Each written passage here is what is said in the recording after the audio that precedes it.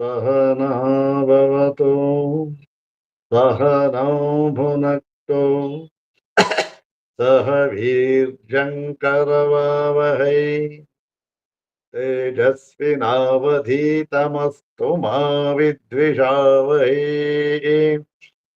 ॐ शान्ति शान्ति शान्तिः। अथ कृष्णयजुर्वेदीय श्वेताश्वतरोपनिषत् प्रथमोऽध्यायः। ॐ सहना भवतु सहनौ भुनक्तु सह वीर्यङ्करवावहै तेजस्विनावधीतमस्तु मा विद्विषावहै। ಓಂ ಶಾಂತಿ ಶಾಂತಿ ಶಾಂತಿ. ಕೃಷ್ಣ ಯಜುರ್ವೇದದ ಶ್ವೇತಾಶ್ವತರೋಪನಿಷತ್ತಿನಲ್ಲಿ ಮೊದಲನೆಯ ಅಧ್ಯಾಯ, ಅದರಲ್ಲಿ ಉಪೋದ್ಘಾತ ಭಾಗವನ್ನ ನಾವು ವಿಚಾರ ಮಾಡ್ತಾ ಇದ್ದೇವೆ. ಈ ಉಪೋದ್ಘಾತದಲ್ಲಿ ವಿಸ್ತಾರವಾಗಿ ಈ ಉಪನಿಷತ್ತಿನಲ್ಲಿ ಮುಖ್ಯ ವೃತ್ತಿಯಿಂದ ಏನನ್ನ ಹೇಳಿದೆ ಅಂತಕ್ಕಂಥದ್ದನ್ನ ವಿಸ್ತಾರವಾಗಿ ಆ ಏನನ್ನ ಹೇಳಿದೆ ಅಂತನ್ನುವುದನ್ನ ಹೇಳಿ ನೋಡಿ. ಇದನ್ನ ಹೇಳಿರತಕ್ಕಂಥದ್ದು ಶ್ವೇತಾಶ್ವತರೋಪನಿಷತ್ತಿನಲ್ಲಿ ಅಂತ ಹೇಳಿ ಅದಕ್ಕೆ ತಮ್ಮ ಒಂದು ಹೇಳಿಕೆ ಇದೆಯಲ್ಲ, ಅದಕ್ಕೆ ಸಮರ್ಥನೀಯವಾಗಿ ಬೇಕಾದಷ್ಟು ಪ್ರಮಾಣ ವಾಕ್ಯಗಳನ್ನು ಉದ್ಧಾರ ಮಾಡ್ತಾ ಇದ್ದಾರೆ. ಆಯ್ತು, ಏನ್ ಹೇಳಿದ್ದಾರೆ ಶ್ವೇತಾಶ್ವತರೋಪನಿಷತ್ತಿನಲ್ಲಿ? ಮುಖ್ಯವಾಗಿ ಅಂತಂದ್ರೆ ಪ್ರಧಾನವಾಗಿ ಏನ್ ಹೇಳಿದ್ದಾರೆ ಅಂತಂದ್ರೆ, ಇಲ್ಲಿ ಬ್ರಹ್ಮ ಪರಬ್ರಹ್ಮ ತತ್ವವನ್ನ, ಅದರ ಸ್ವರೂಪವನ್ನ ಪ್ರತಿಪಾದನೆ ಮಾಡಿದ್ದಾರೆ. ಪ್ರತಿಪಾದನೆ ಮಾಡುವಾಗ ಈ ಜೀವರಿಗೂ ಈ ಬ್ರಹ್ಮಕ್ಕೂ ಏನು ಆ ಒಂದು ಸಂಬಂಧ ಎನ್ನುವುದನ್ನು ವಿಚಾರ ಮಾಡ್ತಾ, ಸಂಬಂಧ ಏನಾದರೂ ಇರಬೇಕಾದ್ರೆ, ಇಂಥದ್ದು ಸಂಬಂಧ ಅಂತ ಇರಬೇಕಾದರೆ ಆ ಬ್ರಹ್ಮ ಪರಬ್ರಹ್ಮಕ್ಕಿಂತ ಬೇರೆಯಾದ ಇನ್ನೊಂದು ವಸ್ತು ಜೀವ ಅಂತಕ್ಕಂಥದ್ದು ಇರಬೇಕು. ಆಗ ನಾವು ಇದಕ್ಕೂ ಅದಕ್ಕೂ ಏನು ಸಂಬಂಧ ಅಂತ ಅನ್ನೋದನ್ನು ವಿಚಾರ ಮಾಡಬಹುದು.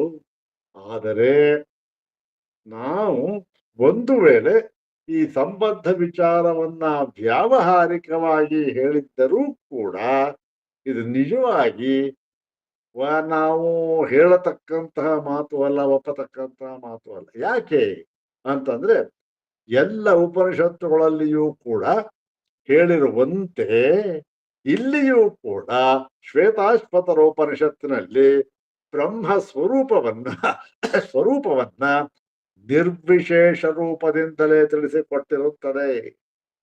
ಬ್ರಹ್ಮ ನಿರ್ವಿಶೇಷ ಮತ್ತು ಏಕಮೇವ ದ್ವಿತೀಯವಾದ ಪರಬ್ರಹ್ಮವನ್ನೇ ಇಲ್ಲಿ ಹೇಳಿದೆ.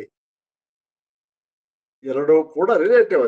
ಏಕಮೇವ ದ್ವಿತೀಯ ಅಂತಂದ್ರೆ ಯಾವ ವಿಶೇಷವೂ ಇಲ್ಲದೆ ಇರತಕ್ಕಂಥ ಕೇವಲ ಒಂದೇ ಒಂದು ಎಂಬುದಾಗಿ, ಒಂದೇ ಅಂತಲೂ ಅಲ್ಲ, ಎರಡನೆಯದೇ ಇಲ್ಲದ ಒಂದು ಅಂತ ಭಾಸವಾಗತ್ತೆ. ಆದರೂ ಕೂಡ ವ್ಯಾವಹಾರಿಕವಾಗಿ ನಾವು ಇದನ್ನು ಹೇಳ್ತೇವೆ, ಅದನ್ನು ಹೇಳ್ತೇವೆ. ಏನಂತ? ಪರಮಾತ್ಮನು ಪರಬ್ರಹ್ಮನು ಇಲ್ಲಿ ನಿರ್ವಿಶೇಷ ರೂಪದಿಂದ ಪರಬ್ರಹ್ಮದ ಸ್ವರೂಪವನ್ನು ತಿಳಿಸಿಕೊಟ್ಟಿದ್ದಾರೆ. ಮತ್ತು ಈ ಜೀವನಿಗೂ ಪರಮಾತ್ಮನಿಗೂ ಏನು ಸಂಬಂಧ ಅನ್ನುವುದನ್ನು ಕೂಡ ಹೇಳಿದ್ದಾರೆ. ಮತ್ತೆ ಮುಖ್ಯವಾಗಿ ಹೇಳಿರತಕ್ಕಂಥದ್ದು ಇದು ಏನು? ಏಕಮೇವ ದ್ವಿತೀಯವಾದ ಪರಬ್ರಹ್ಮವನ್ನು ಹೇಳಿ, ಅದು ಯಾವುದದು? ಏಕಮೇವ ದ್ವಿತೀಯವಾಗಿರುವುದರಿಂದ ನಿರ್ವಿಶೇಷವಾಗಿದೆ ಅಂತಕ್ಕಂಥದ್ದು. ಸರಿ, ಹಾಗಾದರೆ ಸವಿಶೇಷ ಶ್ರುತಿ ಬೇಕಾದಷ್ಟಿದೆಯಲ್ಲ. ನಿರ್ವಿಶೇಷ ಶ್ರುತಿ ಇರ್ತಕ್ಕಂಥದ್ದು 20%, 100ಕ್ಕೆ 20 ಭಾಗ. ಆದರೆ ಸವಿಶೇಷ ಶ್ರುತಿ ಇರ್ತಕ್ಕಂಥದ್ದು 100ಕ್ಕೆ 80 ಭಾಗ. ಈಗ ನಾವು ಯಾವುದನ್ನ ನಾವು ಸ್ವೀಕರಿಸಬೇಕು ಅಂದಾಗ ನೋಡಿ, ಯಾವುದನ್ನ ಸ್ವೀಕರಿಸಬೇಕು ಅಂತ ಹೇಳುವುದಕ್ಕೆ ಇಲ್ಲಿ ಯಾವುದು ಸಂಖ್ಯಾ ಬಲದಿಂದ ಜಾಸ್ತಿ ಇದೆಯೋ ಅದನ್ನ ಅಂತ ಅಲ್ಲ, ತಾತ್ವಿಕವಾಗಿ ತೀರ್ಮಾನ ಮಾಡೋದಾದರೆ ಎಲ್ಲ ಉಪನಿಷತ್ತುಗಳಲ್ಲಿಯೂ ಕೂಡ ಪ್ರಧಾನವಾಗಿ ಮತ್ತೇನು ಸಾಂದರ್ಭಿಕವಾಗಿ ಬೇರೆ ಹೇಳಿರ್ಬೋದು, ಆದರೆ ಪ್ರಧಾನವಾಗಿ ಬ್ರಹ್ಮಕ್ಕೆ ನಿರ್ವಿಶೇಷತ್ವವನ್ನೇ ಹೇಳಿದ್ದಾರೆ, ಅಷ್ಟು ಪ್ರಧಾನವಾಗಿ ಹೇಳಿದ್ದಾರೆ.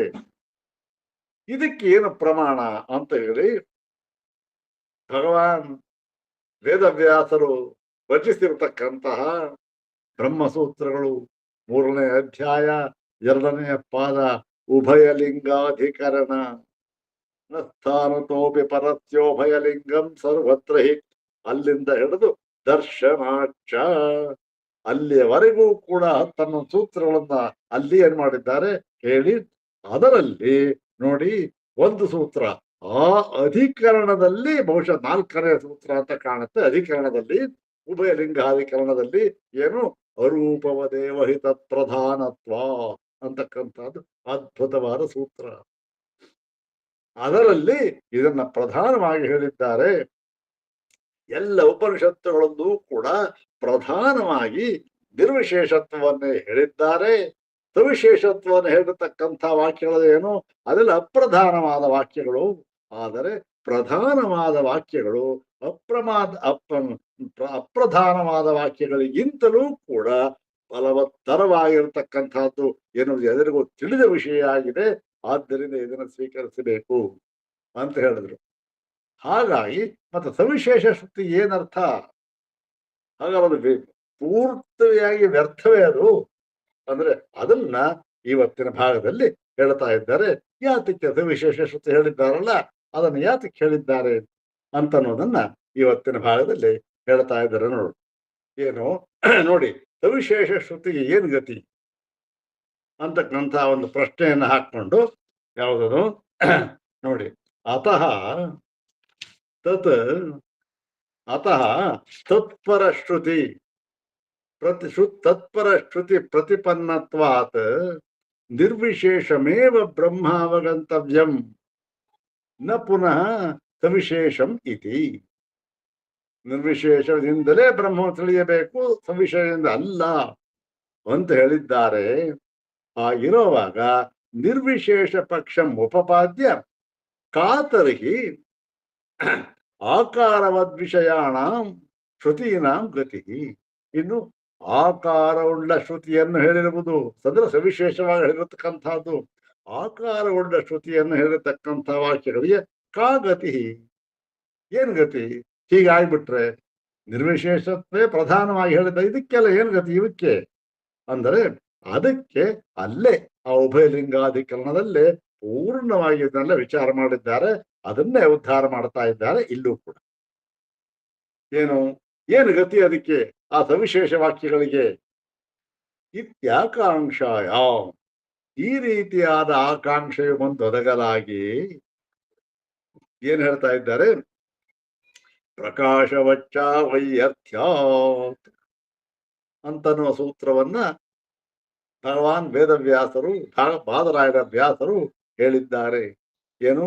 ಪ್ರಕಾಶವಚ್ಚ ವೈಯರ್ಥ್ಯ, ಪ್ರಕಾಶವತ್ ಚ ಅವೈಯರ್ಥ್ಯ. ಅಂದ್ರೆ ಪ್ರಕಾಶದಂತೆ ಇದು ವ್ಯರ್ಥವೇನೂ ಅಲ್ಲ ಅಂತ ಹೇಳಿದ್ರು. ಅಲ್ಲಿ ವಿಸ್ತಾರವಾಗಿ ಅದಕ್ಕೆ ಭಾಷ್ಯವನ್ನು ಬರೆದಿದ್ದಾರೆ ಶಂಕರ ಭಗವತ್ ಪೂಜ್ಯಪಾದರು. ಇವರು ಅದನ್ನೇ ತಾನೇ ಭಾಷ್ಯ ಬರೆದಿದ್ದಾರೆ, ಅದೇ ಶಂಕರ ಭಗವತ್ಪಾದ ಬರೆದಿರ್ತಾರೆ ಎಂದು ನಾವು ತಿಳಿದಿದ್ದೇವೆ. ಇಲ್ಲೂ ಕೂಡ ಅದರ ಸಂಕ್ಷೇಪವಾದ 4-5 ವಾಕ್ಯಗಳಲ್ಲಿ ಮಾತ್ರ ವಿವರಣೆಯನ್ನು ಹೇಳ್ತಾರೆ. ನೋಡೋಣ. ಪ್ರಕಾಶವಚ್ಚ ವೈಯರ್ಥ್ಯಾತಿಥಿ ಚಂದ್ರ ಸೂರ್ಯಾದೀನಾಂ ಜಲಾದ್ಯುಪಾಧಿಕೃತ ನಾನಾತ್ವವಚ್ಚ ಬ್ರಹ್ಮಣ ಅಪಿ ಉಪಾಧಿಕೃತ ನಾನಾತ್ವ ರೂಪಸ್ಯ ವಿದ್ಯಮಾನತ್ವಾತ್ ಆಕಾರವತೋ ಬ್ರಹ್ಮಣ ಆಕಾರ ವಿಶೇಷೋಪದೇಶ ಉಪಾಸನಾರ್ಥೋ ನ ವಿರುದ್ಧತೆ. ತೀರ್ಮಾನ ಮಾಡಿ ನೋಡಿ. ಈ ಚಂದ್ರ, ಸೂರ್ಯ ಇವುಗಳಿಗೆ ಈ ನೀರು, ಭಾಂಡದ ನೀರು, ದೊಡ್ಡ ತಪ್ಪಲ ಇದೆ, ಅಲ್ಲಿ ನೀರು ಇಟ್ಬಿಟ್ಟಿದ್ದಾರೆ. ಹೀಗೆ ನೀರಿನ ಒಂದು ಮಾಧ್ಯಮದಿಂದ, ಅದೇ ಉಪಾಧಿ, ಉಪಾಧಿ, ಉಪಾಧಿಯಿಂದ ಏನಾಗಿದೆ ಅದು ನಾನಾತ್ವ. 10 ಬಾಂಡ್ಲೆ ಇಟ್ಟರೆ 10 ಭಾಂಡ ನೀರಿಟ್ರೆ 10 ಸೂರ್ಯ ಕಾಣ್ತಾನೆ. ಅದೇ ರೀತಿ ಬ್ರಹ್ಮಕ್ಕೆ ಈ ಒಂದು ಭೇದ ಅಂತ ಬಂದಿದೆಯಲ್ಲ, ಅದು ಉಪಾಧಿಕೃತ. ಅಂದ್ರೇನು? ಸ್ವರೂಪತಃ ಯಾವ ಭೇದವೂ ಇಲ್ಲ. ತಾತ್ವಿಕವಾಗಿ ಸೂರ್ಯ ಒಬ್ಬನೇ, ಚಂದ್ರ ಒಬ್ಬನೇ. ಆದರೆ ಉಪಾಧಿಯ ಮೂಲಕ ನೋಡಿದಾಗ ನಾನಾತ್ವ. ಇದೇ ರೀತಿ ಪರಬ್ರಹ್ಮ ಪಾರಮಾರ್ಥಿಕವಾಗಿ ಸ್ವರೂಪದ ದೃಷ್ಟಿಯಿಂದ ಏಕಮೇವಾದ್ವಿತೀಯ ಒಂದೇ. ಆದರೆ ಉಪಾಧಿಯ ಮೂಲಕ ನೋಡಿದಾಗ ನಾನಾತ್ವ ಅಂತಕ್ಕಂಥದ್ದು. ಉಪಾಧಿ ಏನಾಗಿದೆ, ಎಷ್ಟಿದೆ? ಅಯ್ಯೋ, ಉಪಾಧಿಯು ಅಸಂಖ್ಯೇಯ, ಎಷ್ಟು ಅಂತ ಗೊತ್ತಿಲ್ಲ. ಹಾಗಾಗಿ ಎಷ್ಟು ತರಹ ಉಪಾಧಿಯಿಂದ ನೋಡ್ತೇವೋ ಅಷ್ಟು ತರಹ ಬ್ರಹ್ಮ, ಅಷ್ಟು ತರಹ ಪರಮಾತ್ಮ. ಅಷ್ಟು. ಹೀಗೆ ಅದು ಯಾತಕ್ಕೆ ಇದನ್ನು ಮಾಡಿದ್ದಾರೆ ಹೇಳಿದ್ದಾರೆ ಅಂದ್ರೆ ಉಪಾಸನಾರ್ಥ. ಇದನ್ನ ಆಯಾಯ ಗುಣಧರ್ಮಗಳಿಂದ, ರೂಪಗಳಿಂದ ಉಪಾಸನೆ ಮಾಡುವ ಸಲುವಾಗಿ ಇದನ್ನು ಹೇಳಿದ್ದಾರೆ ಅಷ್ಟೇ. ಉಪಾಸನೆ ಮಾಡುವ ಸಲುವಾಗಿ. ಅದಕ್ಕೆ ನಾವು ಹಿಂದೆ ಹೇಳಿದ್ದೇವೆ, ಈ ಉಪಾಸನೆಗಳೆಲ್ಲವೂ ಕೂಡ ಈ ಭೇದ ದೃಷ್ಟಿಯಿಂದ ಕೂಡಿದೆ. ಪರಮಾರ್ಥವಾಗಿ ಏನಾಗಿದೆ? ಒಂದೇ ದೃಷ್ಟಿ. ಭೇದಸ್ಯ ಉಪಾಸನಾರ್ಥತ್ವಾತ್ ಅಭೇದೇ ತಾತ್ಪರ್ಯ ಅಂತ ನಾವು ಹೇಳುದು ಇದಕ್ಕೋಸ್ಕರ ಅಂತ ಹೇಳಿ, ಆ ದೃಷ್ಟಿಯಿಂದ ನಾನಾತ್ವ ಅಂತ ಬರ್ತಾ ಇದೆ ಅಂತ ಹೇಳಿದ್ರು. ಮತ್ತು ಏವಂ ಅವೈಯರ್ಥ್ಯಂ ನಾನಾಕಾರ ಬ್ರಹ್ಮ ವಿಷಯಾಣಾಂ ವಾಕ್ಯಾನಾಂ ಇತಿ ಭೇದಶ್ರುತೀನಾಂ ಔಪಾಧಿಕ ಬ್ರಹ್ಮ ವಿಷಯತ್ವೇನ ಅವೈಯರ್ಥ್ಯಂ ಉಕ್ತ್ವಾ. ಹೀಗೆ ಅವೈಯರ್ಥ್ಯ, ಇದು ವ್ಯರ್ಥವೇನು ಅಲ್ಲ. ಯಾಕೆ? ನಾನಾಕಾರ ಬ್ರಹ್ಮ ವಿಷಯಾಣಾಂ ವಾಕ್ಯ, ಈ ನಾನಾಕಾರವನ್ನು ಹೇಳತಕ್ಕಂತಹ, ಸವಿಶೇಷದಿಂದ ಹೇಳತಕ್ಕಂತಹ ಬ್ರಹ್ಮ ಇದೆಯಲ್ಲ, ಇದು ಏನು ವ್ಯರ್ಥವಲ್ಲ. ಈ ಭೇದ ಶ್ರುತಿ ಏನಾಗಿದೆ? ಔಪಾಧಿಕ ಬ್ರಹ್ಮ ವಿಷಯ. ಬ್ರಹ್ಮವನ್ನು ಉಪಾಧಿಯ ಮೂಲಕ ನೋಡಿದಾಗ ಮಾತ್ರ ಇದು ಅನ್ವಯಿಸುವ ವಿಷಯವಾಗಿದೆ. ಔಪಾಧಿಕ ಬ್ರಹ್ಮ ಹೀಗೆ ತೋರ್ತಾ ಇರ್ತಕ್ಕಂಥದ್ದು ವಿಧ ವಿಧವಾಗಿ. ಹಾಗಾಗಿ ಇದಕ್ಕೆ ವ್ಯರ್ಥ ಭಾವ ಅಂತಕ್ಕಂಥದ್ದೇನೋ ಬಂದಿಲ್ಲ. ಅವೈಯರ್ಥವನ್ನೇ ಹೇಳಿ, ಅವೈಯರ್ಥ್ಯ ಮುಕ್ತ ಪುನರಪಿ ನಿರ್ವಿಶೇಷಮೇವ ಬ್ರಹ್ಮ ಇತಿ ದೃಢಯಿತು. ಮತ್ತೆ ಇಷ್ಟು ಹೇಳಿದ್ರು, ಅದಕ್ಕೇನು ಅದೇನು ವ್ಯರ್ಥವಲ್ಲ, ಉಪಾಸನ ಅರ್ಥವಾಗಿ ಬಂದಿರತಕ್ಕಂಥ ಅಂತ ಹೇಳಿ ಮತ್ತೆ ಪುನಃ ಹೇಳಿದ್ರು, ಇಲ್ಲ ಇಲ್ಲ, ನಿರ್ವಿಶೇಷವೇ ಸ್ವರೂಪದಿಂದ ಮತ್ತೆ ತಾತ್ವಿಕವಾಗಿ ನಿರ್ವಿಶೇಷದಿಂದಲೇ ತಿಳಿಯಬೇಕು ಅಂತ ಹೇಳಿ ಅದನ್ನ ಮತ್ತೆ ಹಿಂದೆ ಹೇಳಿದ್ರು. ಮತ್ತೆ ದೃಢೀಕರಣಗೊಳಿಸುವುದಕ್ಕಾಗಿ ಪುನಃ ಇನ್ನೊಂದು ಸೂತ್ರವನ್ನು ಹೇಳಿದ್ರು ಭಗವಾನ್ ಬಾದರಾಯಣರು. ಆಹಟ ತನ್ಮಾತ್ರಂ, ಅಲ್ಲೇ ಬರ್ತಕ್ಕಂಥದ್ದು ಉಭಯಲಿಂಗಾಧಿಕರಣದಲ್ಲಿ. ಆಹಟ ತನ್ಮಾತ್ರಂ ಇತಿ ಸ ಯಥಾ ಸೈಂಧವ ಘನ ಅನಂತರ ಅಭಾಷ್ಯ ಕೃಷ್ಣ ರಸಘನ ಏವ.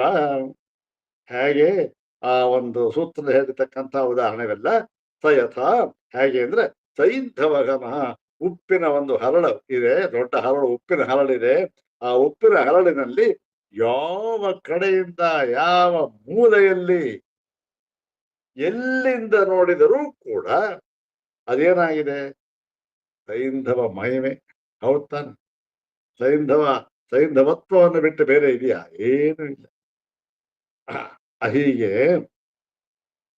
ಈ ಅನಂತರ ಯಥಾ, ಇದಕ್ಕೆ ಒಳಗಡೆ ಇಲ್ಲ, ಒಳಗಡೆ ಹೊರಗಡೆ ಮತ್ತೆ ಎಲ್ಲ ಕಡೆಯಿಂದಲೂ ಕೂಡ ರಸಘನ ಏವ, ಆ ಉಪ್ಪಿನ ರಸವೇ ಇರ್ತಕ್ಕಂಥದ್ದು. ಅದೇ ರೀತಿ ಏವಂಬ ಅರೆ ಅಯಂ ಆತ್ಮ ಅನಂತರ ಅವಾಹ್ಯ ಕೃಷ್ಣ ಪ್ರಜ್ಞಾನಘನ ಏವ. ಅದೇ ರೀತಿ ಈ ಪರಮಾತ್ಮನೂ ಕೂಡ ಏನಾಗಿದ್ದಾನೆ, ಮೈತ್ರೇಯಿಗೆ ಯಾಜ್ಞವಲ್ಕ್ಯರು ಹೇಳತಕ್ಕಂಥ ಮಾತಿದು. ಒಳ್ಳೆ ಒಳ್ಳೆ ಸಂವಾದ ರೂಪವಾಗಿರ್ತಕ್ಕಂಥದ್ದು ಯಾಜ್ಞವಲ್ಕ್ಯರು ಮೈತ್ರೇಯಿಗೆ ಹೇಳ್ತಕ್ಕಂಥ ಮಾತಿದು. ಇದೇ ರೀತಿ ಈ ಒಂದು ಪರಬ್ರಹ್ಮ ಏನಿದೆ ನೋಡು ಮೈತ್ರೇಯಿ, ಇದು ಅನಂತರ ಅವಾಹ್ಯ ಕೃಷ್ಣ ಪರಿಪೂರ್ಣವಾದ ಕೃಷ್ಣ ಪರಿಪೂರ್ಣವಾದದ್ದು. ಪ್ರಜ್ಞಾನ ಘನ ಏವ.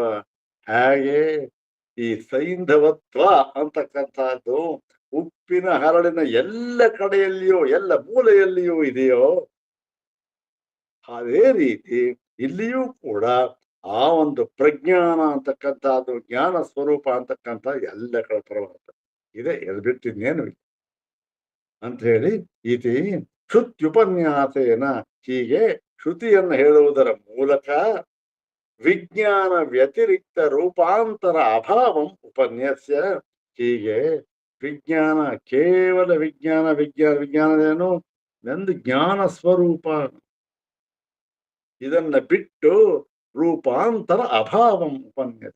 ರೂಪಾಂತರ ಅಂದ್ರೆ ಬೇರೆ ಯಾವೊಂದು ರೂಪವನ್ನು ಕೂಡ ಅಭಾವ ಅಲ್ಲಗಳೆಯುವುದರ ಮೂಲಕ, ಯಾವುದು ಇಲ್ಲ ಬೇರೆ ಅಲ್ಲಗಳೆಯುವುದರ ಮೂಲಕ ಏನ್ ಮಾಡ್ತಾರೆ, ಮುಂದೆ ಸೂತ್ರ ಹೇಳ್ತಾರೆ, ದರ್ಶಯತಿ ಚಾಥೋ ಅಪಿ ಸ್ಮರ್ಯತೆ ಅಂತ ಹೇಳಿ ಅಲ್ಲಿ ಅಲ್ಲಿ ಈ ವಾಕ್ಯವನ್ನು ಉದಾಹರಣೆ ಮಾಡಿದ್ದಾರೆ.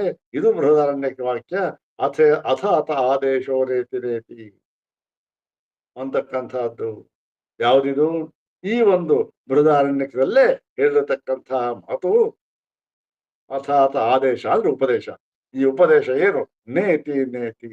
ಯಾಕೆ ಈ ಪರಮಾತ್ಮನನ್ನ ಇದು ಅಂತ ಹೇಳುವುದಕ್ಕಾಗುವುದಿಲ್ಲ. ಮತ್ತೆ ಯಾವ ರೂಪದಿಂದ ಹೇಳಬೇಕು, ಇದಲ್ಲ ಅಂತ ಹೇಳ್ಬೇಕಷ್ಟೆ. ಯಾವುದೊಂದನ್ನು ಹೇಳಿದ್ರು ಕೂಡ ಇದಲ್ಲ ಅಂತ ಹೇಳ್ಬೇಕಷ್ಟೆ. ಕಡೆಗೆ ಏನು ಉಳಿಯುತ್ತೋ ಅದಷ್ಟೆ, ಅಷ್ಟ ಅವಶಿಷ್ಟ ನ್ಯಾಯ. ಹೀಗೆ ಅಲ್ಲ ಆದೇಶ ನೀತಿರದೆ ಅಂತ ಹೇಳಿ ಕೇನೋ ಪರಿಷತ್ತಿನಲ್ಲಿ ಮತ್ತೆ ಹೇಳಿದ್ದಾರೆ, ಅನ್ಯ ದೇವ ತದ್ವಿದಿತಾದಥೋ ಅವಿದಿತಾದಧಿ. ಈ ಪರಮಾತ್ಮ ಇದ್ದಾನಲ್ಲ, ಪರಬ್ರಹ್ಮ ಸ್ವರೂಪ ಪರಬ್ರಹ್ಮ ತತ್ವ, ಇದು ವಿದಿತಾತು ಅವಿದಿತಾತು ಅನ್ಯದೇವ, ವಿದಿತಾಚ್ಚ ಅವಿದಿತಾಚ್ಚ ಅನ್ಯದೇವ. ಅಂದ್ರೆ ತಿಳಿದದ್ದಕ್ಕಿಂತಲೂ ತಿಳಿಯದೇ ಇರುವುದಕ್ಕಿಂತಲೂ ಕೂಡ ಭಿನ್ನವಾಗಿದೆ. ಅಂದ್ರೇನು, ಇದು ತಿಳಿದದ್ದು ಅಂತೂ ಆಗೋದಿಲ್ಲ, ತಿಳಿಯದೆ ಇರುವುದು ಅಂತ ಹೇಳೋಕ್ಕಾಗೋದಿಲ್ಲ. ಅಂದ್ರೆ ಏನರ್ಥ ಇಲ್ಲಿ, ವ್ಯಾಕೃತ ರೂಪಕ್ಕಿಂತ ಭಿನ್ನವಾಗಿದ್ದು ಅಂತ ಅರ್ಥ. ವಿದಿತ ಅಂತಂದ್ರೆ ಏನು, ವಿದಿತ ನಮ್ಗೆ ಗೊತ್ತಾಗ್ತಕ್ಕಂಥದ್ದು ಯಾವ ರೂಪ, ವ್ಯಾಕೃತಾವಸ್ಥೆ. ವ್ಯಾಕೃತವಾಗಿದ್ರೆ ಗೊತ್ತಾಗುತ್ತೆ, ರೂಪ ಗುಣ ಅವೆಲ್ಲ ಇದ್ರೆ ನಾಮ ಇದ್ರೆ ಗೊತ್ತಾಗುತ್ತೆ. ಅವಿದಿತ ಯಾವುದು, ಅವಿದಿತನೇ ಅವ್ಯಾಕೃತ. ಅಲ್ಲಿ ಯಾವ ನಾಮರೂಪ ಗುಣಧರ್ಮಗಳ ಲವಲೇಶವೂ ಇಲ್ಲ, ನಾಮರೂಪಗಳನ್ನ ಬಿಡಿಯಾಗಿ ಇನ್ನೂ ಹಾಗೇ ಇಲ್ಲ, ಅದು ಅವ್ಯಾಕೃತ ಸ್ಥಿತಿಯಲ್ಲಿದೆ. ಈಗ ಅದು ಅಂತೂ ಹೇಳೋಕ್ಕಾಗಲ್ಲ, ಬಿಡಿಯಾಗಿ ಇಲ್ಲ ಕಣ್ರಿ, ಇದು ಘನೀಭೂತವಾಗಿ ಇಲ್ಲಿ ಸೇರ್ಕೊಂಡಿದೆ ಅಂತಲೂ ಹೇಳೋಕ್ಕಾಗೋದಿಲ್ಲ. ಹಾಗೆ ವ್ಯಾಕೃತ ವಿಲಕ್ಷಣ ರೂಪಂ ಇದಂ ಬ್ರಹ್ಮ, ಅಥವಾ ವ್ಯಾಕೃತ ರೂಪ ವಿಲಕ್ಷಣವಯಂ ಪರಮಾತ್ಮ ಅಷ್ಟೆ. ರೂಪಕ್ಕಿಂತ ವಿಲಕ್ಷಣವಾದದ್ದು ಇವನು ಪರಮಾತ್ಮ. ವ್ಯಾಕೃತನೂ ಇಲ್ಲ ಅವ್ಯಾಕೃತ ಹೇಳೋ ಹಾಗೂ ಇಲ್ಲ. ಹಾಗೆ ಅನ್ಯ ದೇವತೆ ಕೇರಮ ಪರಿಷತ್ ಬರ್ತಕ್ಕಂಥ. ಮತ್ತೆ ತೈತ್ರೇಯದಲ್ಲಿ ಯಥೋ ವಾಚೋ ನಿವರ್ತಂತೆ ಅಪ್ರಾಪ್ಯ ಮನಸಃ ಸಹ, ಇದನ್ನ ನೇತಿ ಅಂತ ಹೇಳಬೇಕು. ಯಾಕೆ, ಯಥೋ ವಾಚೋ ಅನಿವರ್ತಂತ, ಎಲ್ಲ ವಾಕುಗಳು ಕೂಡ ಹೋಗಿ ಇವುದನ್ನು ಮುಟ್ಟುತ್ತೇವೆ, ನಾವು ಇದನ್ನು ವಿಷೀಕರಿಸ್ತೇವೆ ಅಂತ ಹೋದ್ವು.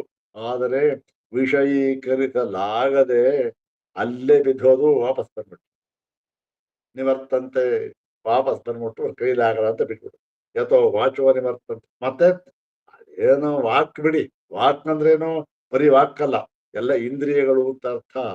ಇಂದ್ರಿಯಗಳೆಲ್ಲ ಹೋದ್ರು, ಅಯ್ಯಯ್ಯೋ ನಾವು ಇದನ್ನ ವಿಷಯೀಕರಿಸುವುದಕ್ಕೆ ಆಗುವುದಿಲ್ಲ ಅಂತ ಹೇಳಿ ವಾಪಸ್ ಬಂದ್ಬಿಟ್ವು. ಮತ್ತೆ ಮನಸ್ಸೋಯ್ತು, ಮನಸ್ಸಿಗೂ ಕೂಡ ಆಗಲಿಲ್ಲ.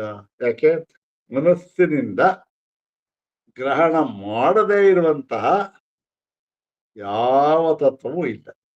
ಅದು ಎಂಥದ್ದಾರು ಇರ್ಲಿ ಮನಸ್ಸಿನಿಂದ ಕಲ್ಪನೆ ಮಾಡ್ಕೊಳ್ಳೇಬಹುದು. 10 ತಲೆಯ ರಾವಣ ನಾವು ನೋಡೋಕ್ ಸಾಧ್ಯವೇ ಇಲ್ಲ ಇವಾಗ, ಆಗುತ್ತೆ ಮನಸ್ಸಿನಿಂದ ಕಲ್ಪನೆ ಮಾಡಬಹುದು. ನೋಡ್ರಿ, ರಾವಣ 10 ತಲೆಯ ದಶಕಂಠ ಇದ್ದಾನೆ, ರಾಮ ಇಲ್ಲೂ ಇದ್ದಾನೆ, ಕಲ್ಪನೆ ಮಾಡ. ಮನಸ್ಸಿನಿಂದ ಆಗದೇ ಇರತಕ್ಕಂತ ಯಾವ ಕಲ್ಪನೆ ಇಲ್ಲ. ಆದರೆ ಇದನ್ನ ಇಂತಹ ಮನಸ್ಸಿನಿಂದಲೂ ಕೂಡ ಕಲ್ಪಿಸುವುದಕ್ಕಾಗುವುದಿಲ್ಲ. ಓಹೋ, ಮುಗಿದೋಯ್ತ ಕಡೆ ಅಂತ ಹೇಳಿ ಅಪ್ರಾಪ್ಯ ಮನಸಾಸಹ ಅಂತ ಹೇಳಿ ಮತ್ತು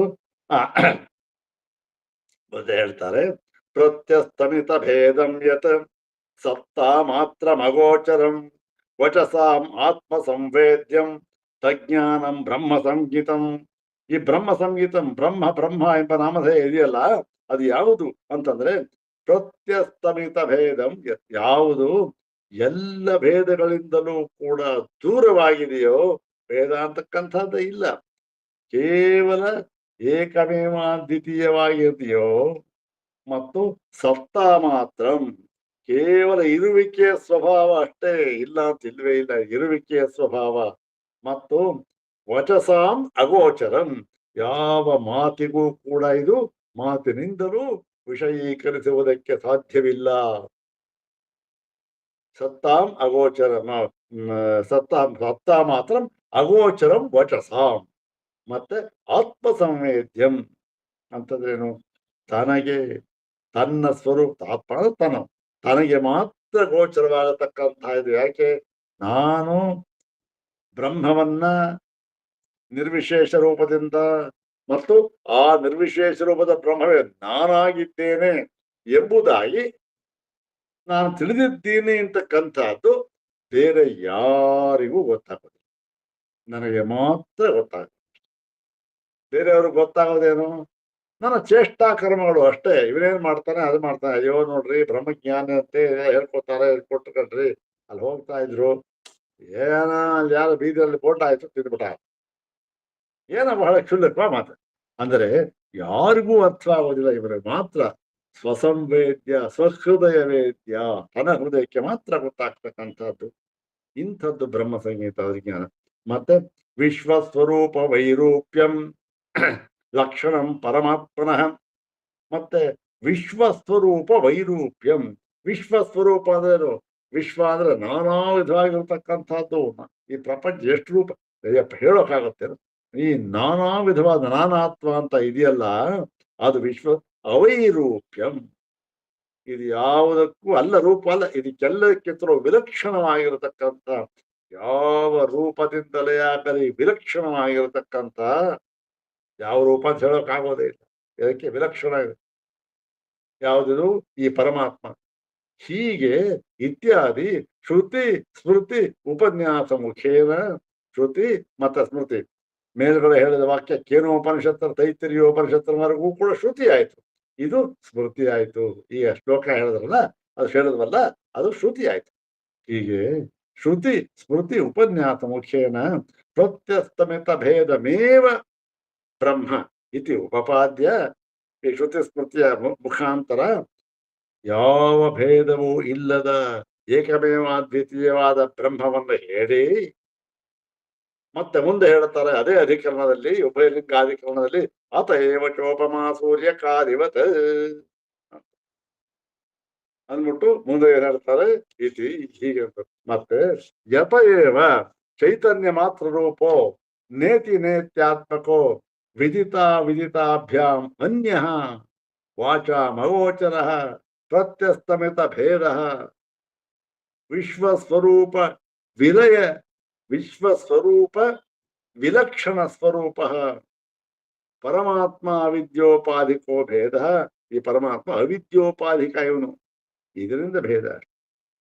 ಇಲ್ಲಿ ಇದು ಹೇಳತಕ್ಕಂಥದ್ದು ಯಾವುದು? ಹಿಂದೆ ಹೇಳತಕ್ಕ ಶ್ಲೋಕ ಇದೆಯಲ್ಲ, ಅದ ಏವಚೋಪಮಾ ಸೂರ್ಯಕಾದಿವತ್ತು, ಅದನ್ನ ವಿವರಣೆ ಕೊಟ್ಟಿದೆ.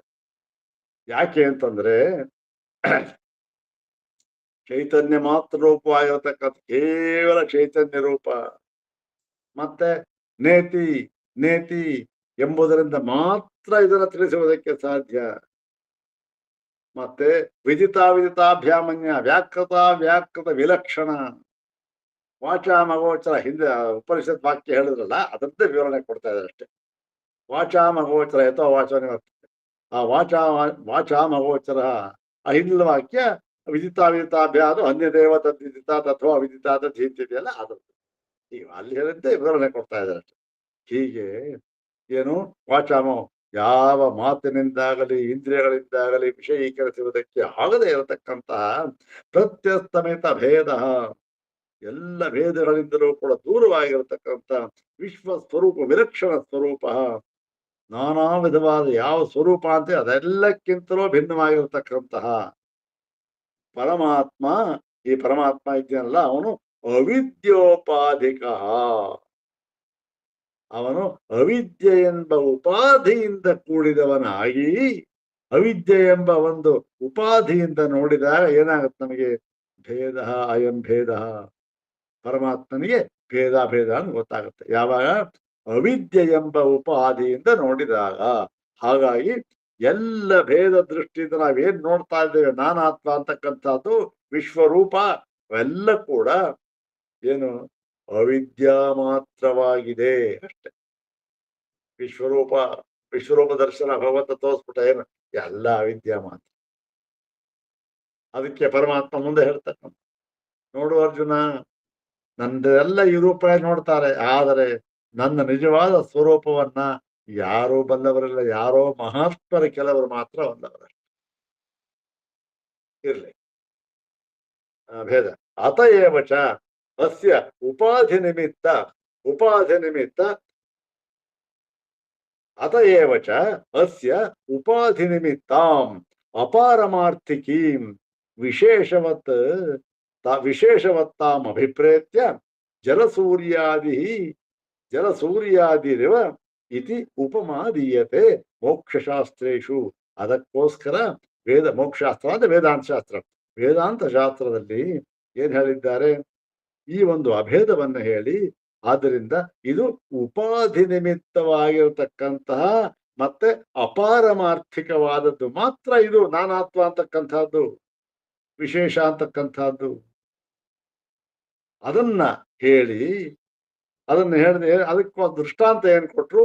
ಜಲಸೂರ್ಯಕ, ನೀರಿನಲ್ಲಿ ಬಿಂಬಿತವಾಗಿರ್ತಕ್ಕಂಥ ಸೂರ್ಯನ ಉದಾಹರಣೆಯನ್ನ ಕೊಟ್ಟು ಮೋಕ್ಷ ಶಾಸ್ತ್ರದಲ್ಲಿ ವೇದಾಂತ ಶಾಸ್ತ್ರದಲ್ಲಿ ಹೇಳಿದ್ದಾರೆ ಅಂತ ಹೇಳಿ ಅದರ ಮುಂದೆ ಹೇಳಿದ್ರು. ಆಕಾಶಮೇ ಕಮ್ಮಿ ಯಥಾ ಘಟಾದಿಷು ಪೃಥಕ್ ಪೃಥಕ್ ತಥಾತ್ಮೈಕೋ ಹ್ಯನೇಕಶ್ಚ ಜಲಾಧಾರೇಷು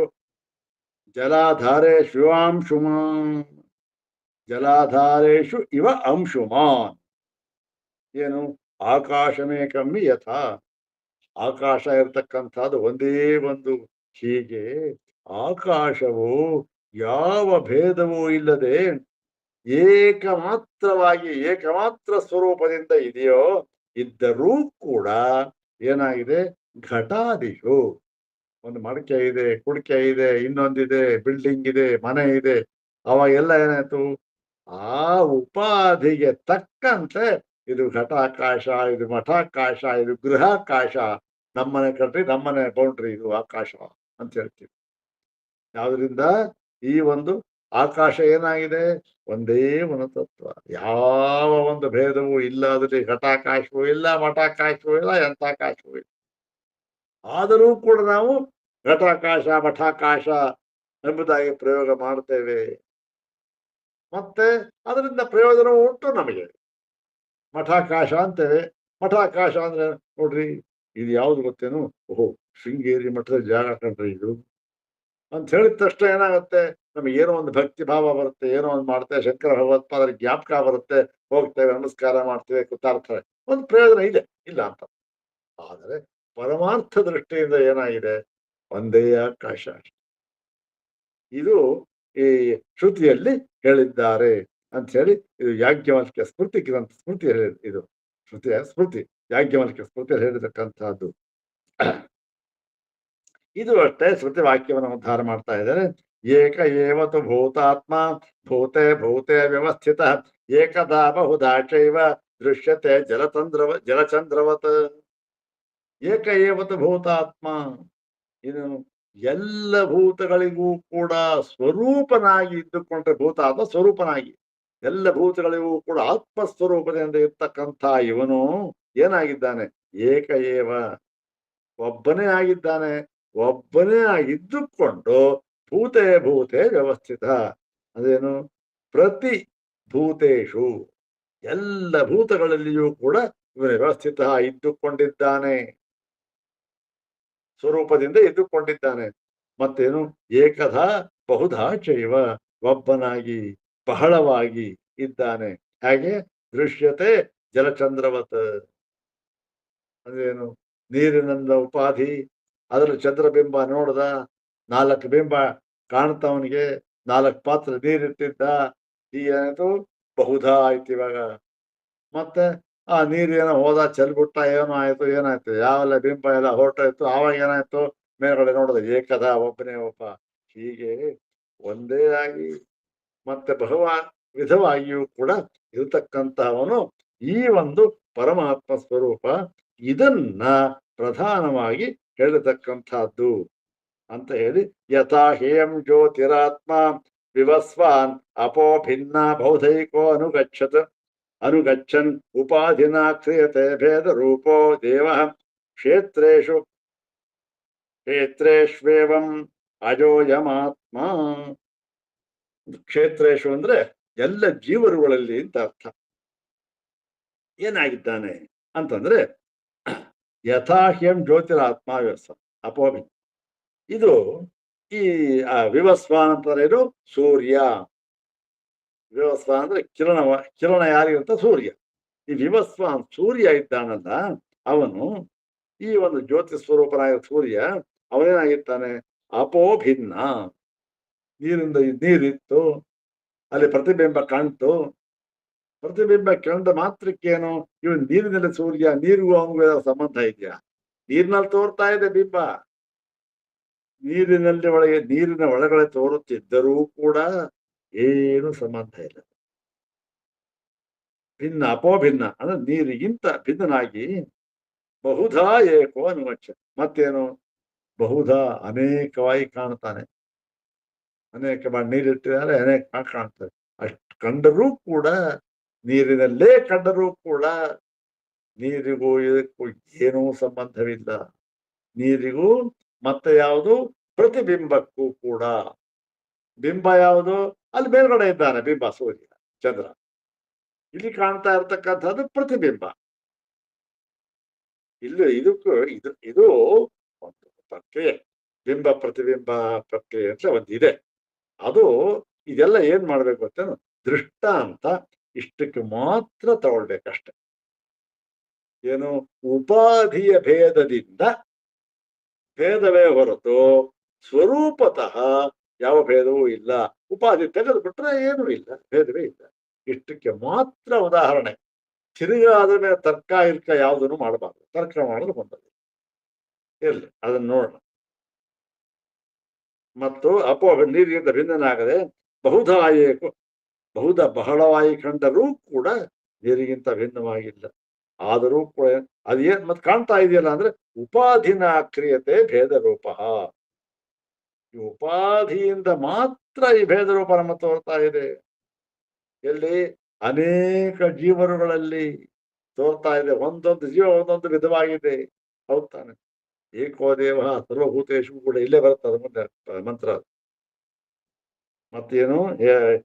ಕ್ಷೇತ್ರೇಷು ಏವಂ ಅಜೋಯಮಾತ್ಮ. ಅಜಃ, ಇವನ್ ಹುಟ್ಟಿಲ್ಲ, ಏನಿಲ್ಲ, ಈ ಆತ್ಮ ಇದ್ದಾನಲ್ಲ ಅವನಲ್ಲಿ ಉಪಾಧಿ ಭೇದದಿಂದ ಅವನಿಗೆ ಈ ಕ್ಷೇತ್ರ ಅಂದ್ರೆ ಜೀವರುಗಳ ಒಂದು ಭೇದದಿಂದ ನಾನಾ ವಿಧವಾಗಿ ಕಾಣ್ತಾ ಇದ್ದಾನೆ ಅಂತ ಹೇಳಿ ಇದು ದೃಷ್ಟಾಂತ ಬಲಿಯನ ದೃಷ್ಟಾಂತವನ್ನ ಕೊಟ್ಟು ಇದನ್ನ ಮುಂದೆ ಹೇಳ್ತಾರೆ. ಅಂಬುವದ ಗ್ರಹಣಾತ್ಮ ತಥಾತ್ವಂ ವೃದ್ಧಿಕ 3 ಸೂತ್ರ ಇದೆ. ಅದನ್ನ ನಾಳೆ ದಿವಸ ಅದನ್ನ ಇಲ್ಲಿ ಅದನ್ನ 3 ಸೂತ್ರ ಇದೆ. ಅದನ್ನು ತಗೊಂಡು ಈ ಒಂದು ಭಾಗನ ಕನ್ಕ್ಲೂಡ್ ಮಾಡ್ತಾರೆ. ಮತ್ತೆ ಮುಂದೆ ಇನ್ನು ಕೆಲವು ಪ್ರಮಾಣ ವಾಕ್ಯಗಳನ್ನು ಹೇಳಿ ಅದರ ಮುಂದಿನ ಭಾಗದಲ್ಲಿ ಇದನ್ನ ಉಪಸಂಹಾರ ಮಾಡ್ತಾರೆ. ಅಂದ್ರೆ ಏನು? ಸ್ವಲ್ಪ ಕೊನೆಯ ಭಾಗಕ್ಕೆ ಬಂದಿದ್ದೇವೆ. ಇನ್ನು 3 ಸೂತ್ರ ಇದೆ. ಅದರ ವಿವರಣೆಯನ್ನ ನಾಳೆ ಕೊಟ್ಟು ಬಹುಶಃ ಮುಂದಿನ ವಾರಕ್ಕೆ ಇದು ಉಪಸಂಹಾರ ಮಾಡ್ತಾರೆ. ನೋಡಿ, ಇಷ್ಟೆಲ್ಲ ಆಯ್ತು. ಏನು ಒಂದೊಂದು ನೋಡ್ತಾ ಇದ್ರೆ ಅದ್ಭುತ, ಪರಮಾದ್ಭುತ. ಏನು ಉದಾಹರಣೆಗಳು, ಏನು ದೃಷ್ಟಾಂತಗಳು, ವಾಕ್ಯಗಳ ಸುರಿಮಳೆ ಅಬ್ಬಬ್ಬಾ! ನೋಡ್ತಾ ಇದ್ರೆ ಓಹೋ! ಏನಪ್ಪಾ ಇದು ಅನ್ಸುತ್ತೆ. ಇರ್ಲಿ ನೋಡೋಣ ಮುಂದಿನ ಭಾಗದಲ್ಲಿ ನಾಳೆ ನೋಡೋಣ. ಓಂ ಶಾಂತಿ ಶಾಂತಿ ಶಾಂತಿ. ಓಂ ತತ್ಸತ್.